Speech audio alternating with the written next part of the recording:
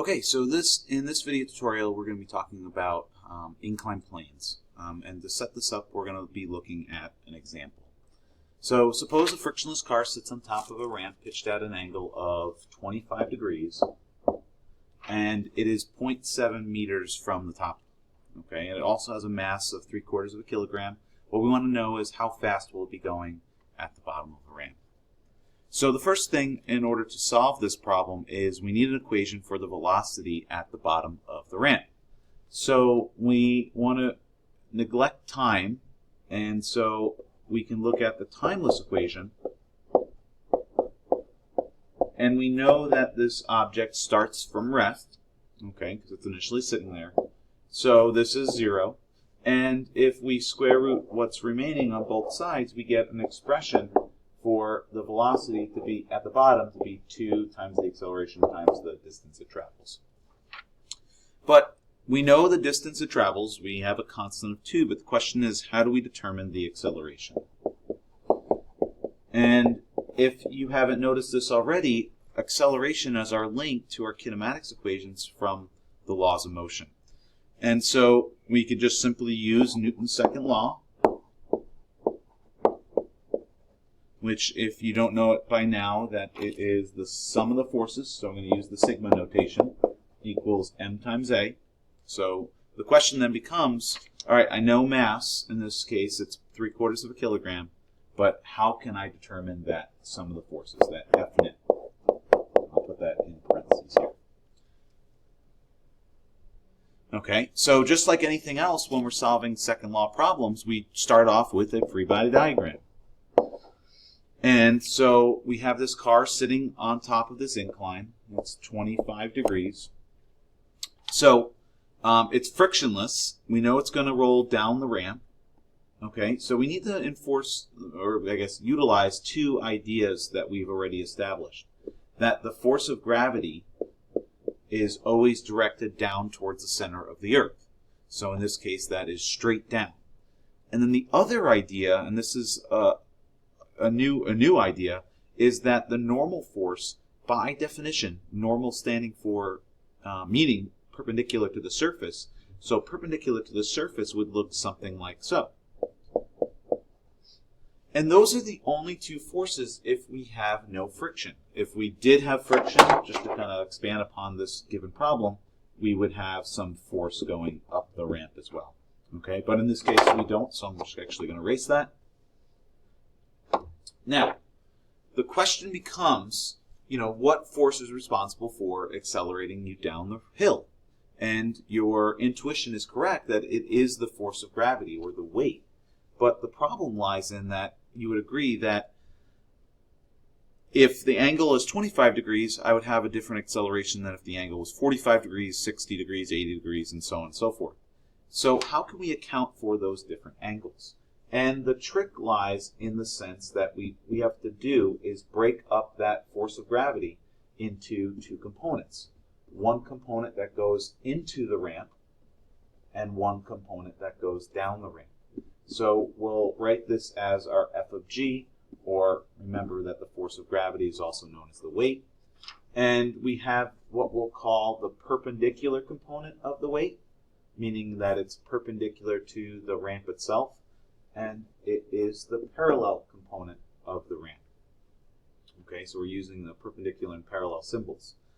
Now, I will expand upon this in class, but the bottom line is that whatever the ramp angle is, that is the angle between the full force of gravity and the perpendicular component of the ramp. So in this case, this is 25 degrees.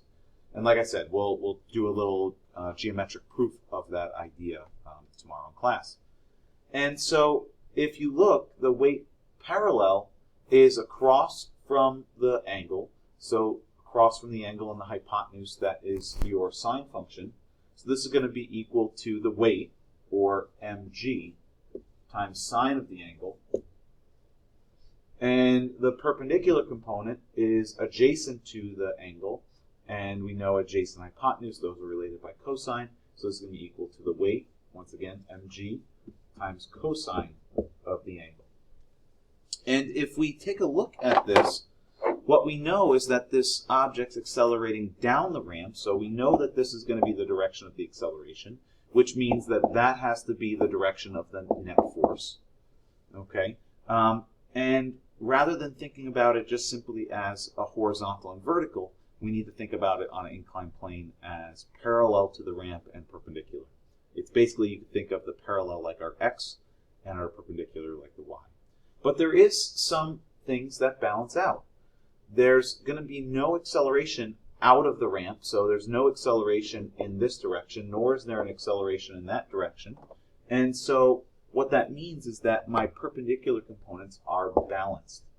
And so this is another situation where the normal force is going to be less than the full force of gravity, which in this case is going to be equal to the mg cosine theta. Okay, which you can imagine that for any angle less than 90 degrees, that is less than the weight itself. So what we end up seeing is that it's the mg sine of theta that's actually going to be accelerating my object, in the car in this case, down the ramp. So the weight parallel is the mg sine theta, and the weight perpendicular is the mg cosine theta. All right, so this is also equal to the force needed to pull the car down the ramp. This component is also equal and opposite to the normal force, and we discussed that just a second ago. So now we have two equations. If we look back at equation 2, we have the acceleration is the sum of the forces over the mass, which we said that the force of gravity, the weight parallel is my F net in the parallel direction. So this is my mg sine theta over the mass. I'm just substituting in my net force. And what you will see is that the masses cancel out, so my acceleration is g sine theta. And this is just another confirmation that acceleration is independent of mass for an object in free fall. You can imagine that free fall, the angle of the ramp would be like 90 degrees, and since sine of 90 is 1, you accelerate at g. So note the acceleration is independent of mass. So let's go back to the original problem and solve the theoretical speed. We had the velocity is equal to the square root of 2a delta x, and from just above here we know the acceleration is defined as g sine theta. So we could find the acceleration first. G is 9.8 meters per second squared times sine, in this case 25 degrees.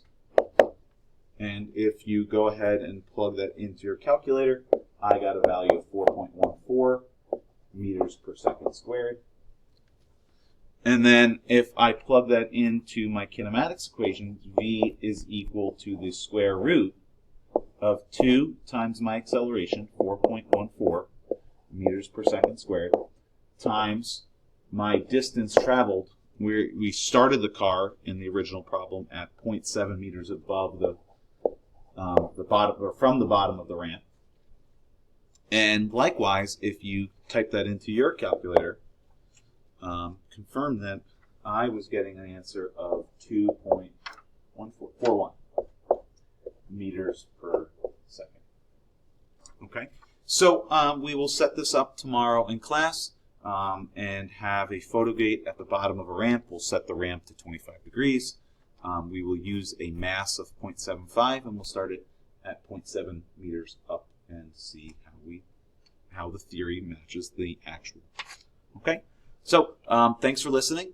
I would like you to. Nope, we'll actually save those problems for tomorrow in class. All right, thanks for listening. Have a good night. Bye-bye.